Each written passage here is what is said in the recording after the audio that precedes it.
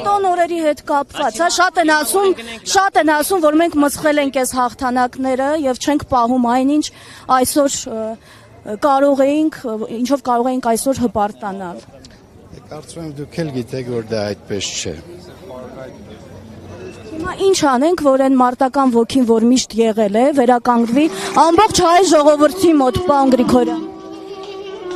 Պետք է շատ աշխատենք, շատ ջանք գործադրենք, հանուն անկախության, հանուն երկրի ինքնիշխանության։ Ստացվում է այնպես, պարոն Գրիգորյան, որ նույն այդ սահմանազատման քողի ներքո մենք մեր սուվերեն տարածքներից մաս-մաս զիջում ենք, դեռ Տավուշի այլ հատվածներում էլ է սպասվում սահմանազատման գործընթաց եւ դուք էլ այդ հանձնաժողովն եք գլխավորում։ Շատերը այստեղ նաեւ հանցագործության տարեր են տեսնում։ Դուք ինչ կարող եք ասել։ Ես մի բազմիցս պարզաբանել եմ ողջ ընթացքը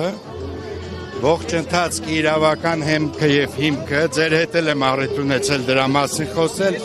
եւ կարծում եմ բոլոր հարցերի պատասխանները տրված է եւ ձեր գնահատականները հարցի մեջ չեն համապատասխանում իրականությանը։ Ճիշտ հակառակը, ես կարծում եմ սահմանազատմամբ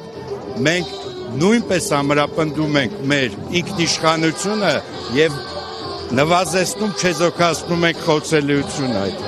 Շնորհակալություն։ Արցախի սահմանին է լինելու, ինչ վտանգներ է պարունակում։ Վրաստանի հետ սահմանային հատվածում էլ է, չէ՞ թե սահմանային կետում էլ է լինելու։ Սահմանազատման գործընթացը շարունակվելու է Վրաստանի սահմանի անկյունից մինչև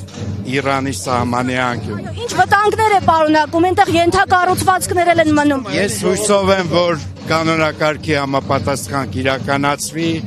եւ կանոնակարգը, քանի որ ամբողջությամբ նկարագրվել է գործընթացը, չեմ կարծում, որ վտանգներ կան։ Նախատեսված է։ Ես այսքանով ավարտում եմ։ Իշխանությունը այստեղ էլ մոտեցավ նրանց հանձնել։